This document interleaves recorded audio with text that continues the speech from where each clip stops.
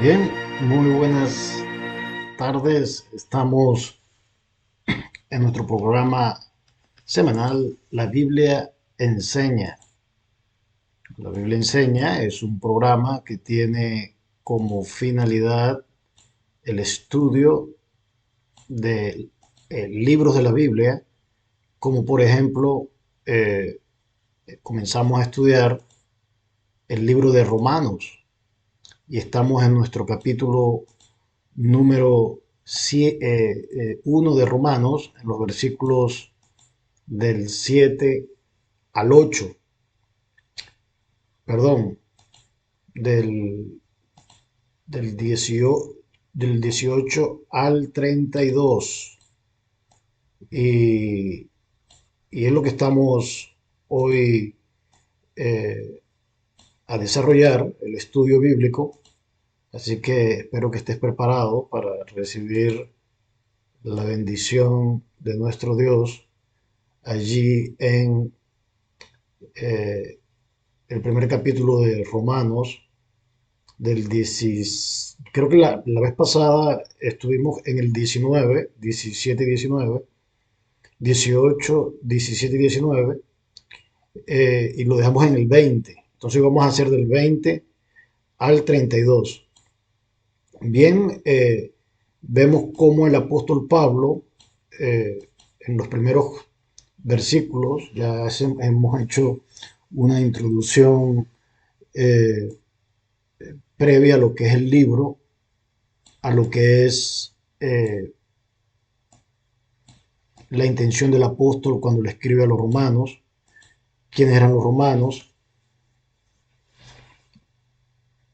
específicamente los hermanos que habían estado en Roma y que, hermanos en Roma, fundaron una iglesia, podríamos decir, sin el apoyo apostólico, porque el apóstol Pablo se introduce ante ellos como alguien que ellos todavía no han conocido. No se estima que Pedro o que ninguno de los otros apóstoles haya visitado Roma, pero sabemos que la iglesia, la obra del Señor, es básicamente y se debe básicamente a la obra del Espíritu Santo. Así que el hombre es colaborador de Dios, pero el gran autor de la obra de establecimiento de iglesias, de inspiración, definitivamente es obra del Espíritu Santo. Así que hoy bien estaremos hablando entonces de la culpabilidad del hombre. En los últimos dos versículos que hablamos, dice, vamos a orar, Señor, gracias por esta oportunidad que nos permites de leer tu palabra. Te pedimos que tu Espíritu Santo nos bendiga, que tu Espíritu Santo nos llene, nos utilice esta palabra para edificación de nuestra vida, para fortalecer, Señor, nuestra permanencia en ti, que estemos firmes, que tú alimentes nuestro espíritu, que tú nos libres, Señor, de todo aquello que no nos enseña, pero que tomemos esto que tú nos enseñas en tu palabra como parte de nuestra vida y de nuestra fe. Te lo pedimos en el nombre de Jesús. Bendice a mis hermanos. A ti oramos. Amén. Los dejé en los últimos dos versículos. Decía que el versículo 18 dice, porque la ira de Dios se revela desde el cielo contra toda impiedad e injusticia de los hombres que detienen con injusticia la verdad, porque lo que de Dios se conoce les es manifiesto, pues Dios se lo manifestó. En estos versículos hay un término, una expresión que se encuentra en muchas partes de la Biblia y es la ira de Dios. Eh, Algunos piensan que esta manifestación del apóstol, cuando habla de la ira de Dios, es parte del Evangelio. Y otros dicen que no, que el Evangelio es positivo y que no, y que esto de la ira de Dios no involucra eh, el Evangelio de Jesucristo. Pero recordemos que mi opinión particular es que esta es una manifestación, es una exposición que hace Pablo del Evangelio. Entendemos que los pilares del Evangelio es la muerte, la vida, la muerte, la crucifixión y la resurrección de nuestro Señor Jesucristo. Ese es como el corazón, los pilares del Evangelio. Pero el Evangelio también contiene un componente de advertencia.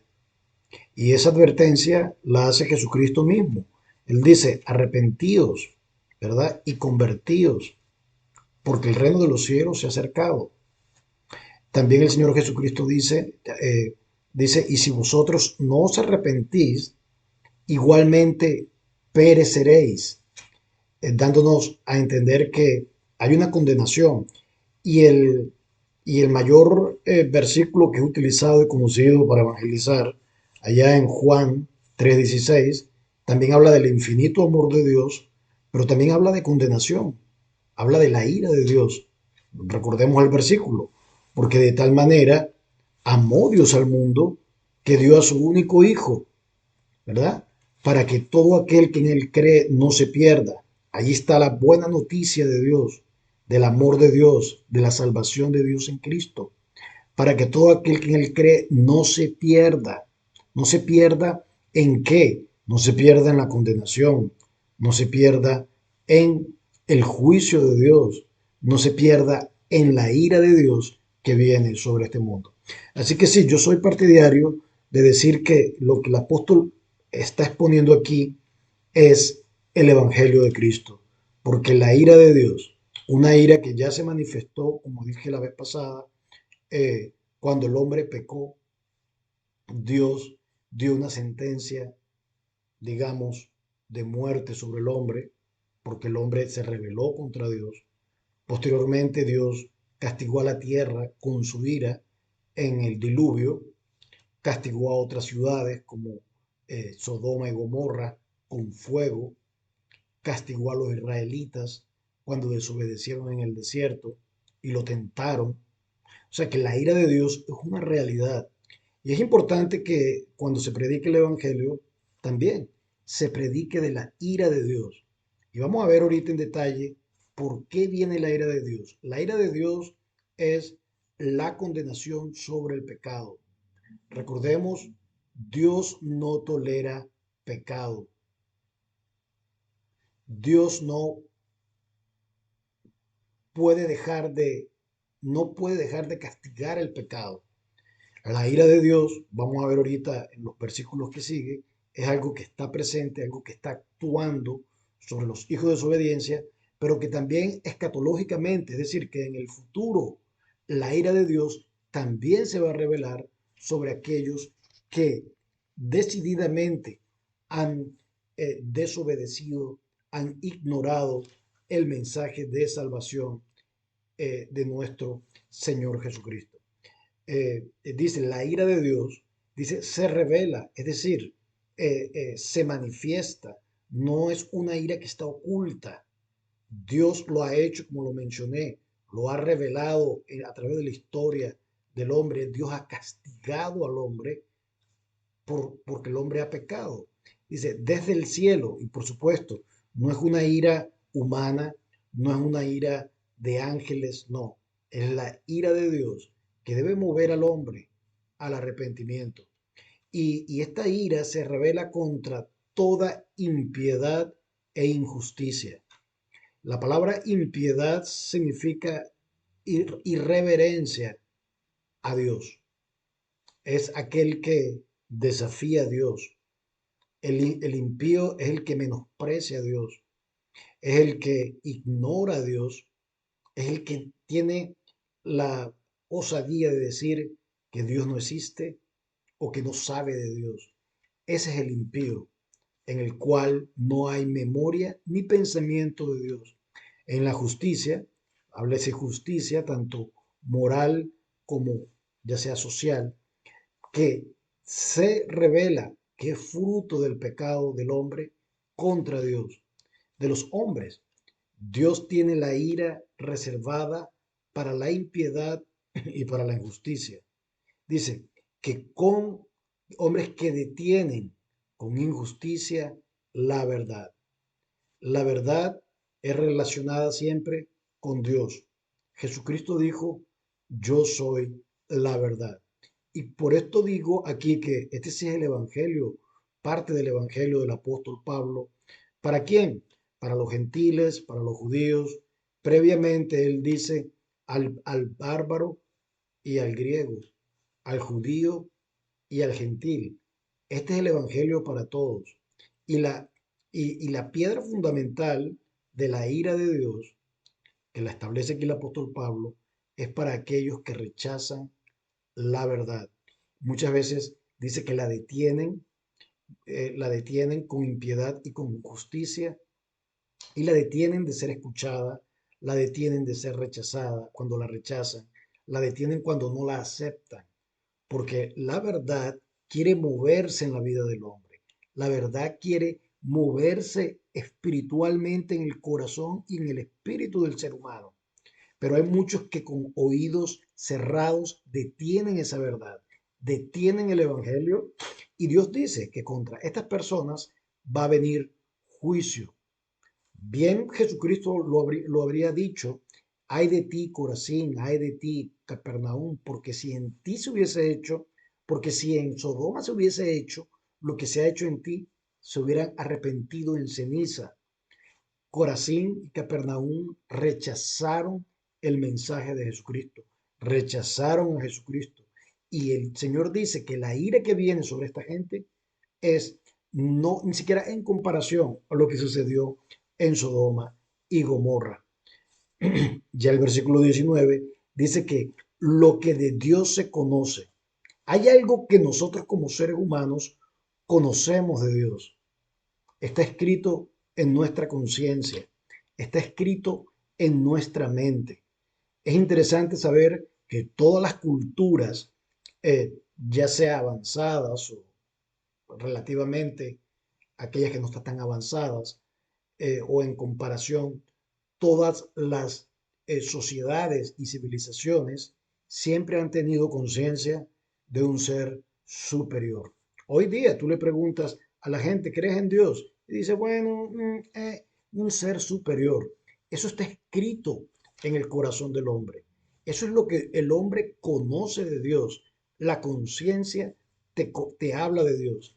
Ahora, aunque el ateo, por ejemplo, el ateo dice que él no cree en Dios, pero él no cree en Dios no porque no sepa que hay un Dios, no porque no hay evidencias de Dios. El ateo no cree en Dios porque él no quiere creer en Dios, porque él no quiere y no acepta los argumentos. Más adelante vamos a ver que eso tiene sus consecuencias, como dice el Salmo 14. Dice el necio en su corazón: no hay Dios. Es decir, que el origen del ateo no es que no haya evidencias de Dios, porque lo que de Dios se conoce, todos lo conocemos. Hay algo que conocemos de Dios, pero ellos no lo aceptan, ellos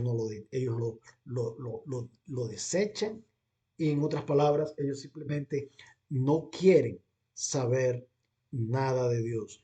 Porque dice: porque lo de Dios se conoce, les es manifiesto.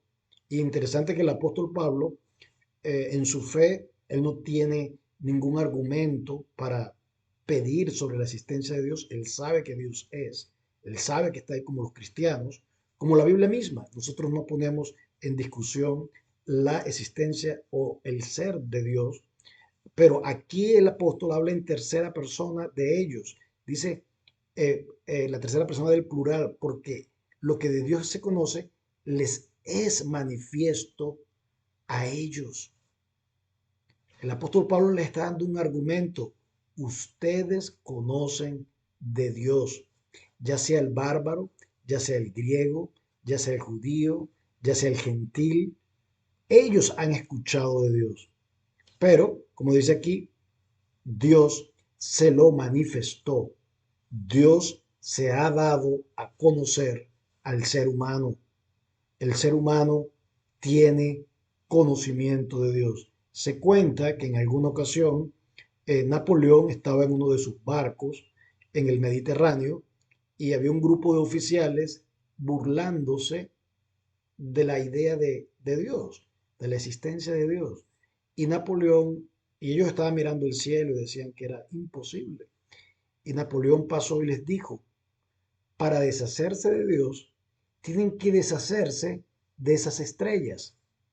Interesante lo que dijo Napoleón. Tú no puedes desvincular la creación de Dios. Tienes que deshacer la creación y eso es imposible. La naturaleza está intrínsecamente relacionada con Dios. La creación habla de un diseño y si hay un diseño, hay una mente que la diseñó. Y si hay una mente que la diseñó, hay un Dios que tiene esa mente. Así es. Dios se manifestó. Vemos primeramente a los hombres mediante la conciencia y ahora también dice que se les ha manifestado. Porque en el versículo 20 dice, porque las cosas invisibles de Él. Interesante que el apóstol Pablo dice que nosotros no tenemos la manera de ver a Dios. Dios es espíritu, ¿verdad? Como lo dijera Jesucristo. Dios es espíritu y el que le adora tiene que adorarle en espíritu y verdad. Nosotros al espíritu no lo podemos ver. Si tú eres ateo y tú crees que vas a ver algún día a Dios con estos ojos materiales, estás perdiendo tu tiempo. Tú no puedes ver el espíritu, ni mucho menos puedes ver a Dios. Pero dice el 20, porque las cosas invisibles de Él, Dios es invisible. Dios no puede ser percibido con los ojos materiales. Pero dice que su eterno poder y deidad, es decir, el gran poder de Dios y su divinidad, se hacen claramente visibles. Interesante que lo invisible de Dios nosotros lo podemos ver. Es decir, su poder, su divinidad, la podemos ver. ¿Cómo? En la creación del mundo. Esto va en compañía con Hebreos capítulo 11, que dice que lo que la fe dice que nos permite entender, por la fe entendemos haber sido constituidos por Dios en el universo. Es decir, que Dios crea las cosas y ese gran poder de creación nos habla a nosotros de un Dios todopoderoso que lo podemos ver mediante la naturaleza. Ahora, algunas personas dicen, ¿qué sucede con las personas que no han escuchado el Evangelio? Bien, hay un Evangelio, digamos, tácito, hay un Evangelio natural, hay un Evangelio que está, y cuando hablo Evangelio, hablo de las noticias de Dios. Dios se hace notable, Dios le da las noticias al ser humano por su obra creadora. Hay un evangelio allí que es tácito, que es silencio, que está en silencio, y no, pero y que es visible al hombre, que es la creación. Podemos hablar de un evangelio de la creación, donde evangelio, recordemos, son buenas nuevas. Así que la creación sí, la proclama que hay un Dios creador, que hay un Dios que es divino, que hay un Dios que es todopoderoso. Y dice, se hacen visibles desde la creación del mundo, siendo entendidas, ¿verdad? Por medio de las cosas hechas, de modo que no tienen excusa. No hay razón entonces para que una persona diga que no cree, no hay duda para una persona que diga que no sabe si hay un Dios o no hay un Dios. Y esta expresión aquí en el 21, en el 20, de modo que no tienen excusa, habla de que la naturaleza es una manifestación directa, evidente, clara del poder de Dios eh, eh, para manifestarse al ser humano. Cuando vemos la naturaleza, tú puedes tener dos conclusiones. Es decididamente darte la espalda y cerrar tus ojos o mirar y dar gracias a Dios por la eterna creación que Él ha hecho para nosotros. Hay un principio creacionista que se llama el fine tuning. El fine tuning, traducido al español, es como los ajustes necesarios para que el mundo funcione y funcione a nuestro favor como personas. Se dice que si tú varías el valor de la gravedad en una décima, el universo todo se desintegra. Y si la aumentas en un décimo, un 10%, dice que posiblemente el universo se colapsa, pero la gravedad está en el ajuste necesario para que nosotros podamos disfrutar de que Saturno esté en el lugar donde está, de que la Luna gira alrededor de la Tierra, de que la Tierra se mantenga girando alrededor del Sol, de que la Luna proteja a la Tierra de los meteoritos. Todo está puesto en su lugar por Dios y para Dios. Los ajustes necesarios hechos para que la vida sea posible viene, como dice aquí, de la obra de la creación, la cual manifiesta el poder de Dios. Porque las cosas invisibles, después dice el 21, que no tienen excusas, o sea que no hay razón para no creer en Dios, pues habiendo conocido a Dios, no le glorificaron a Dios como a Dios, ni le dieron gracias, sino que se envanecieron en sus razonamientos y su necio corazón fue entenebrecido. Pues habiendo conocido a Dios, el hombre conoce a Dios. Que lo niegue es otra cosa, pero el hombre tiene conciencia de Dios. Y cuando tú conoces a Dios, ya sea por la naturaleza o ya sea porque te ha llegado el Evangelio Santo escrito y explícito por la predicación de la palabra de Dios, y si tú rechazas a ese Evangelio voluntariamente, vas a pasar lo que muchos han hecho. Dice que no le glorificaron como a Dios, sino que ni le dieron gracias.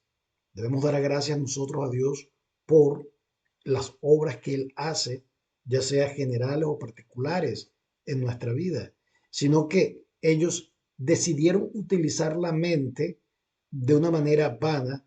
Dice, y aquí está la consecuencia, y su necio corazón fue entenebrecido.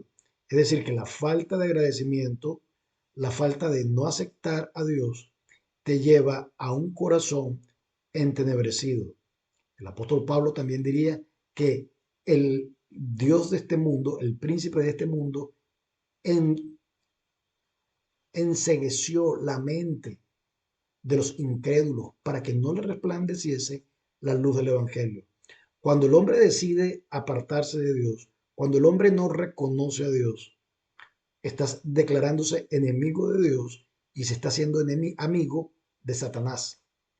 Se está haciendo amigo del diablo, se está haciendo amigo de las tinieblas, porque su corazón entonces se va a entenebrecer. Y las consecuencias de un corazón entenebrecido es un corazón en tinieblas, es un corazón sin Dios. Y no importa el razonamiento que la gente haga, si no tienen a Dios, no son otra cosa que necedad. Muchos filósofos en el mundo, puedo citar Nietzsche. Nietzsche, un hombre un filósofo alemán que habló mucho sobre la no existencia de Dios, era ateo. Y un hombre que elaboró filosofías que son muy populares y muy se propagaron en Europa hasta el punto que influenció muchas políticas y mucha manera de creer de mucha gente. El superhombre de Nietzsche. El superhombre de Nietzsche es un hombre que no necesita a Dios. Es un hombre que se vale por sí mismo, que enaltece el orgullo del ser humano sobre Dios, que su corazón queda entenebrecido. Bueno, este señor, muy filósofo y todo, terminó hablando con una mula. Murió, de hecho, conversando con una mula. ¿Por qué? Porque su corazón entenebrecido dice acá, su razonamiento se envaneció, se entenebreció, se llenó de tinieblas, de ignorancias. El rechazo de Dios es la mayor ignorancia en el cual el hombre puede caer. Sigue el 22, profesando ser sabios, como le digo, ¿verdad? Este señor, muy filósofo y todo, terminó hablando con una mula. Se hicieron necios. Entonces, entre más quieren saber, el conocimiento es muy bueno, pero el conocimiento que niega a Dios es necedad. No solamente habla de los filósofos, no solamente habla de los sabios, que terminan siendo necios porque no reconocen a Dios, sino que aquellos que voluntariamente en su religión dejan a Dios de un lado, dice, cambiaron la gloria de Dios incorruptible en semejanza de hombre corruptible. Y posiblemente aquí se está una referencia a los romanos, a los egipcios, que consideraban, por ejemplo, los faraones eran considerados dioses. Ellos cambiaron la gloria de Dios por la gloria de un hombre. El César, el César se declaraba el Dios de Roma, el supremo Señor y amo, a título de que quería ser y se proclamaba de naturaleza divina. Entonces todos aquellos que rechazan a Dios terminan cambiando la gloria del único Dios por la gloria corruptible de hombre. También recordemos que, y bueno, también dice de aves, cuadrúpedos y reptiles, de aves, también porque los romanos tenían como insignia el águila y era el estandarte del imperio romano, el águila, adorada por ellos militarmente. Dice de cuadrúpedos y de reptiles, hace una referencia también allá cuando los israelitas, los hebreos, construyeron un becerro en el desierto para dejar la gloria de Dios, para ir tras la idolatría. Esto sucede simplemente cuando el hombre decididamente deja a Dios. Vemos que su entendimiento se entenebrece, se hace necio, no importa tanta ciencia, tanta sabiduría humana, sin Dios es simplemente necedad y la gloria, cuando cambian la gloria de Dios, se quedan en la corrupción, en lo corrupto de la materia. Dejan el espíritu para dedicarse a la materia. En el versículo 24 dice, por lo cual también Dios lo entregó a la inmundicia. Y aquí hay un elemento interesante, que es cuando el hombre primero desconoce a Dios mentalmente, se hace vano, necio, su religión se corrompe y aquí ahora llega otro elemento interesante, por lo cual también Dios los entregó a la inmundicia. Entonces tenemos la vanidad, tenemos la corrupción y la inmundicia moral, consecuencias directas del ser humano de abandonar a Dios. Y esto es la manifestación de la ira de Dios. De esta manera es como la ira de Dios se manifiesta sobre los hombres incrédulos. Dice, en las concupiscencias de sus corazones, de modo que deshonraron entre sí sus propios cuerpos. Es decir, que el negar a Dios afecta la mente, afecta el espíritu y afecta el cuerpo del ser humano, hasta el tal punto que lo despoja de todo, lo despoja de su dignidad, mentalmente lo hace necio, lo hace corruptible, lo hace inmoral, el hecho de dejar a Dios. Y en el 25 lo explica como previamente lo había dicho. Dice, ya que cambiaron la verdad de Dios que es Jesucristo, la verdad de Dios que es el Evangelio, expresado en las prédicas del Evangelio, expresado en la naturaleza que habla de las obras de Dios, dejan, no aceptan, detienen y caen en la consecuencia de alejarse de Dios, ya que cambiaron la verdad de Dios por la mentira. El pensamiento del hombre por sí mismo y sin Dios es mentira. La religión del hombre hecha para adorarse a él mismo es mentira. Las concupiscencias y los deseos del corazón que lleva a la inmoralidad y a la deshonra del cuerpo es la mentira obrando en el ser humano. Es decir, que tú puedes estar viviendo una mentira si te identificas con lo que no te tienes que identificar. Si tu corazón vive en la pasión del alcohol, de la carne, estás viviendo simplemente de las drogas, de la inmoralidad sin límite, estás viviendo una mentira. Si tú no estás alabando al verdadero Dios incorruptible, tú estás viviendo la mentira de la corrupción de estos dioses humanos y materiales. Y si tu pensamiento, por mucho que sea inteligente, mucha universidad, mucho libro que tiene, no glorificas a Dios en tu pensamiento, no estás viviendo sino que una mentira, ya que cambiaron la verdad de Dios, de Cristo, por la mentira. Y como dice, sigue honrando y dando culto a las criaturas antes que el Creador, el cual es bendito por los siglos. Aquí hay una énfasis de que al único que hay que glorificar, al único que hay que honrar, al único que hay que venerar obedeciendo en verdad y temor es a Dios. A partir del 26 entra más en detalle de las consecuencias de una vida que rechaza a Dios, las consecuencias en el corazón del hombre. Mire lo que dice el 26. Por esto Dios los entregó a pasiones vergonzosas. Y lo importante es que la idolatría que surge de cambiar la verdad de Dios por la mentira del hombre o por la mentira de los seres corruptibles, que es idolatría, te lleva a una vida vergonzosa. No vivir en el Evangelio es una desvergüenza. Por esto Dios los entregó a pasiones vergonzosas, pues aún sus mujeres cambiaron el uso natural porque es contra naturaleza. Aquí está hablando directamente de que las mujeres están viviendo una vida licenciosa entre ellas, teniendo sexo entre ellas. Esa es la característica de una sociedad que ha sido abandonada por Dios. El lesbianismo, donde el lesbianismo está presente, es una sociedad que está abandonada, que a su propia pasión, a sus propios deseos, que han cambiado la verdad de Dios por la mentira.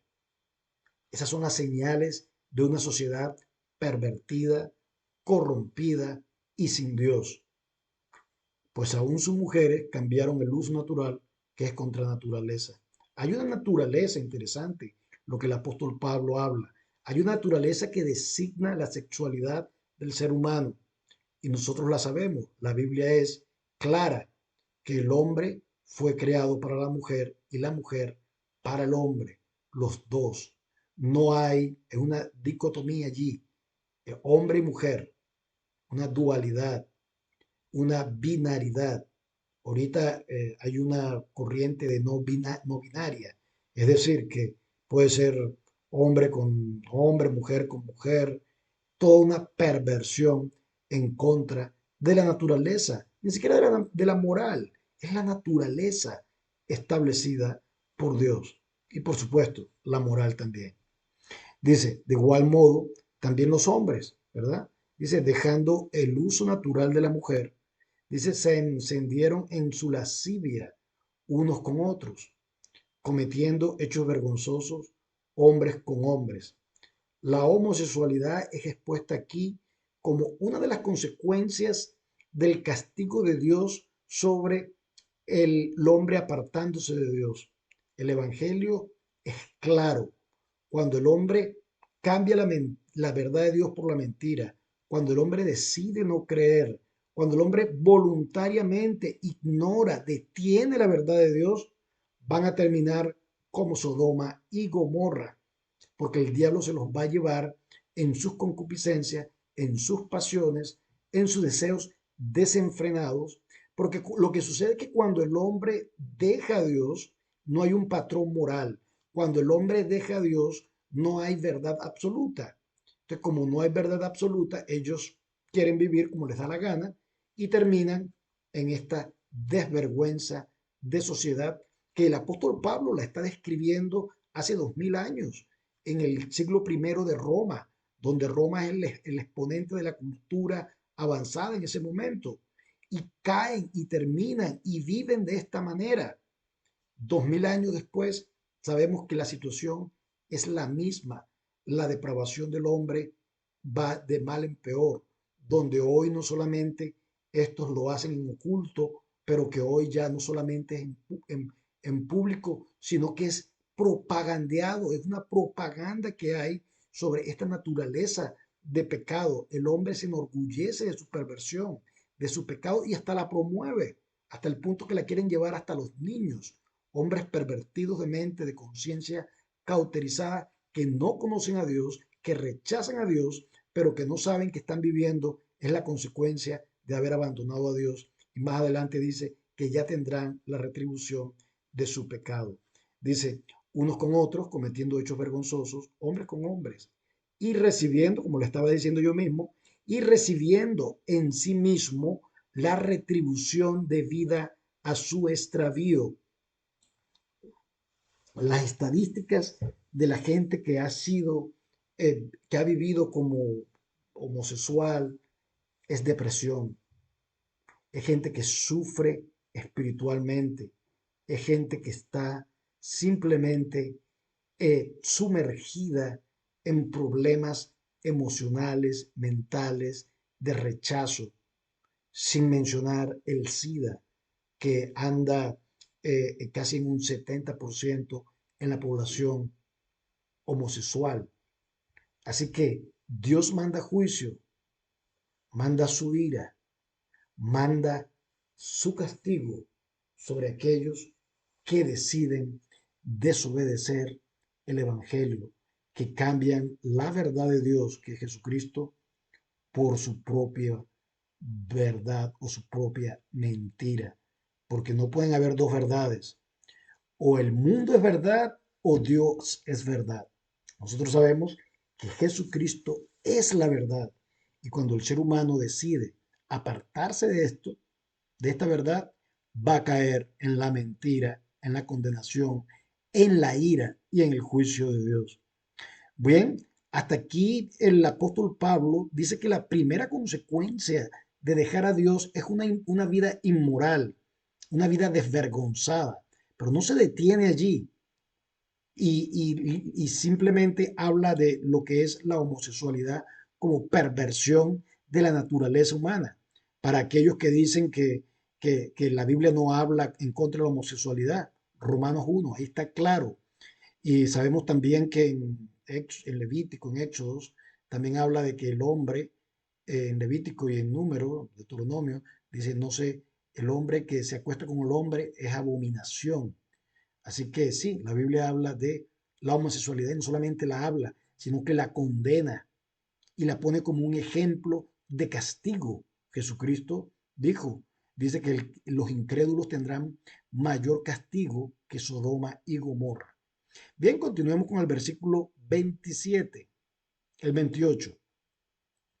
Dice, y como ellos no aprobaron tener en cuenta a Dios, aquí está el problema de todo, que no aprobaron tener en cuenta a Dios.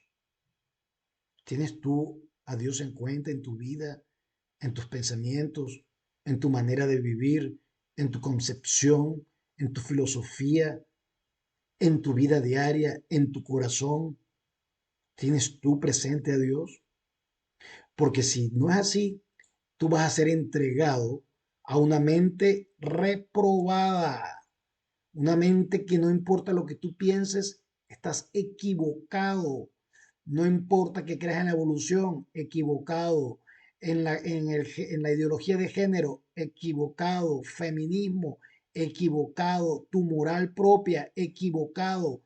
Tú, si no tienes a Dios y su palabra santa en tu vida, estás reprobado en la universidad de Dios, no en la universidad ni siquiera de la vida, ni en la universidad de la calle, ni en la universidad académica. Ahí te podrán aprobar, ahí podrás pasar ahí con apuro, con un 10 o con un 5 o con el 50% de la nota.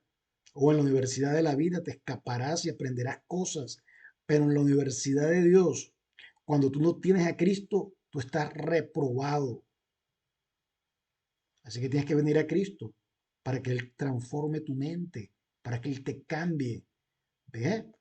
Entonces, bueno, aquellos que no tienen a Dios en cuenta, Dios los entrega a una mente reprobada, aplazada. Nunca te vas a graduar. ¿Por qué? Para hacer cosas que no convienen. Por ejemplo, ese Darwin, un hombre que no tenía a Dios en su corazón, una mente reprobada, ¿qué hizo? Sacó algo que no conviene y que la teoría de la evolución, porque eso es lo que es una teoría, eso es lo que es una suposición. Y para muchos se ha convertido en una religión, porque creen en ella ciegamente. Bueno, hacen cosas que no convienen. El hombre hace cosas que no convienen por una mente reprobada. Los sistemas políticos que oprimen al ser humano, que los privan de libertades y los someten a condiciones de hambre.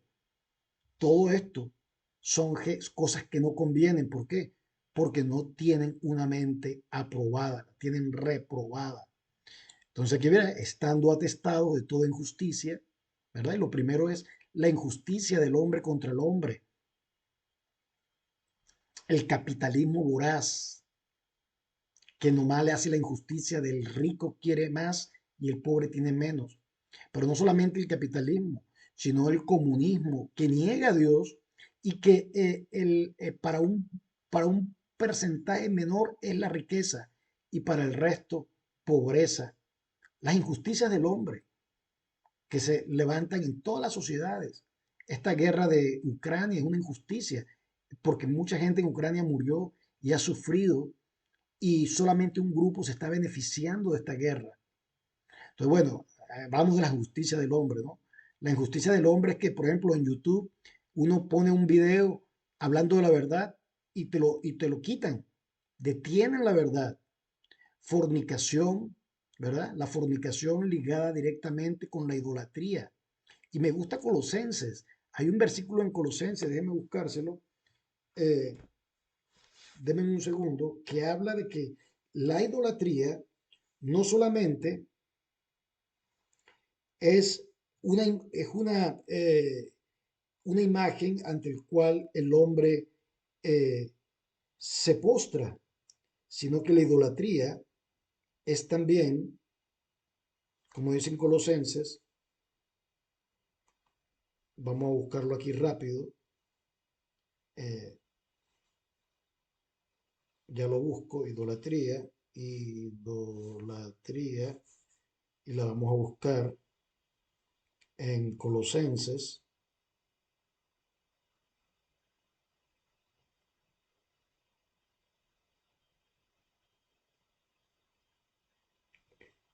Dice en Colosenses 3:5. Miren lo que dice Colosenses 3:5. Haced pues morir lo terrenal en vosotros. Y miren lo que dice.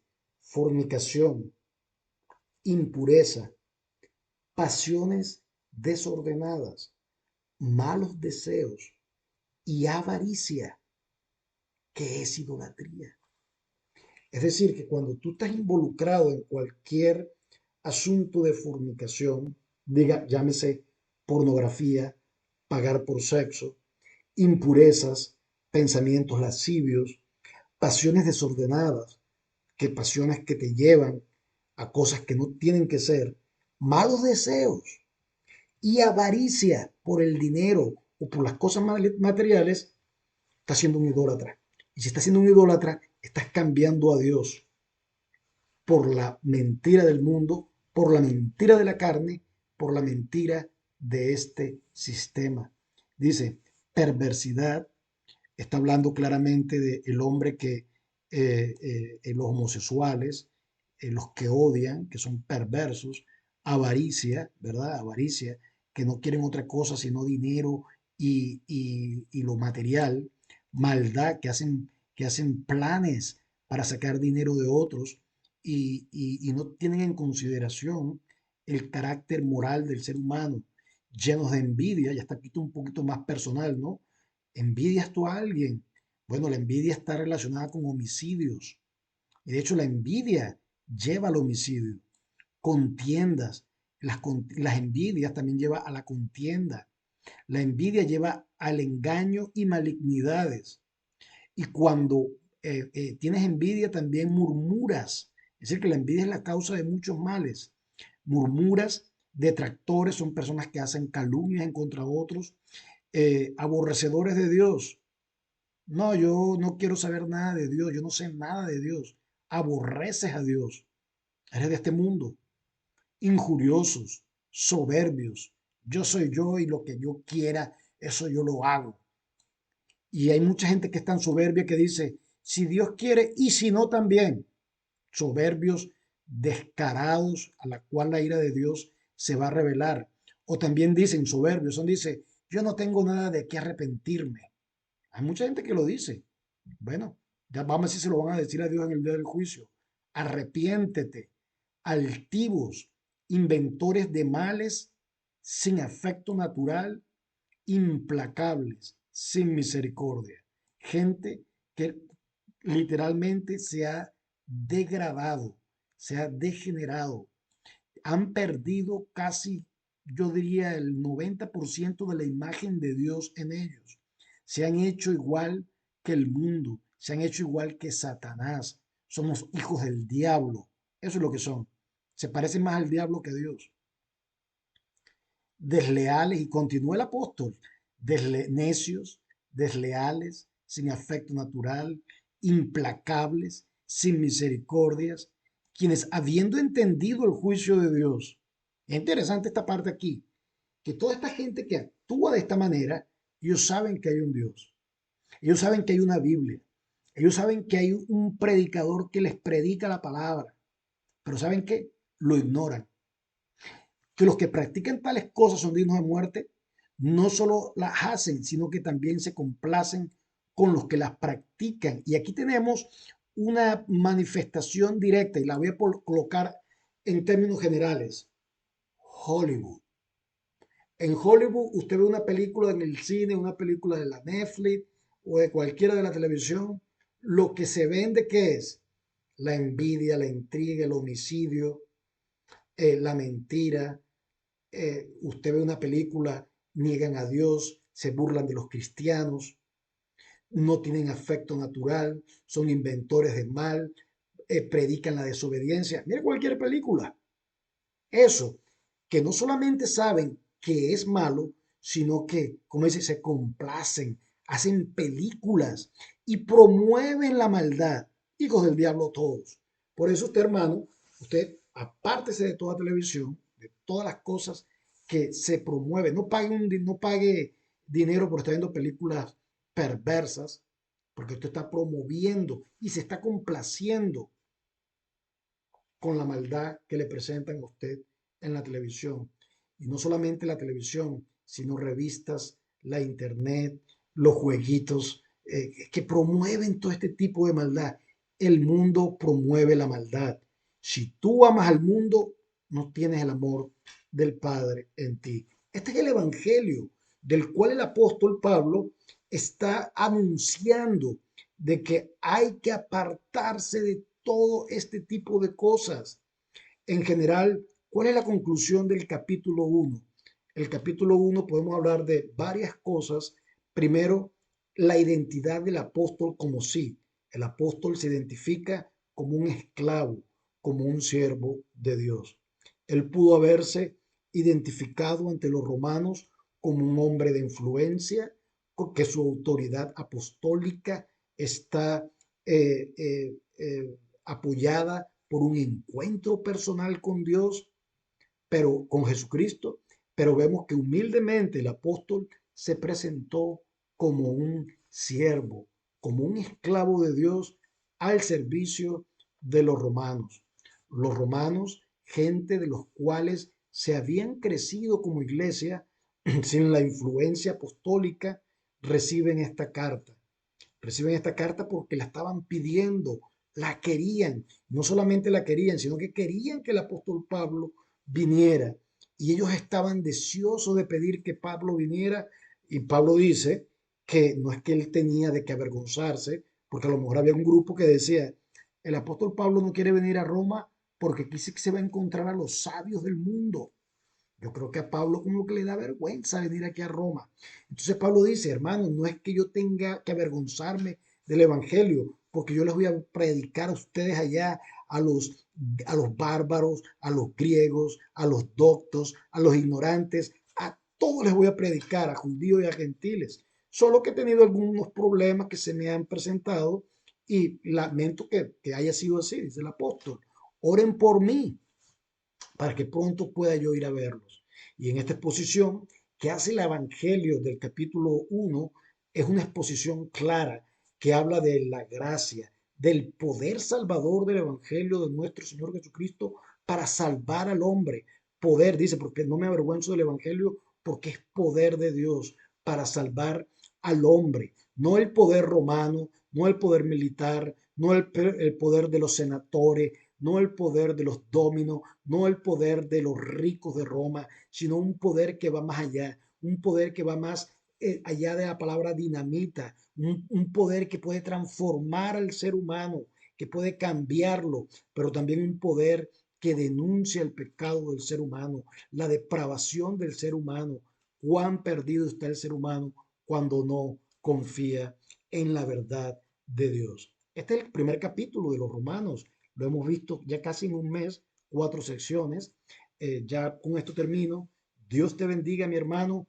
Gracias por participar en este. Comparte este mensaje para que llegue a otros. Y bien, que la gracia de nuestro Señor esté contigo. Nos vemos en la semana que viene en el capítulo 2 de la carta de Romanos y bendiciones a todos.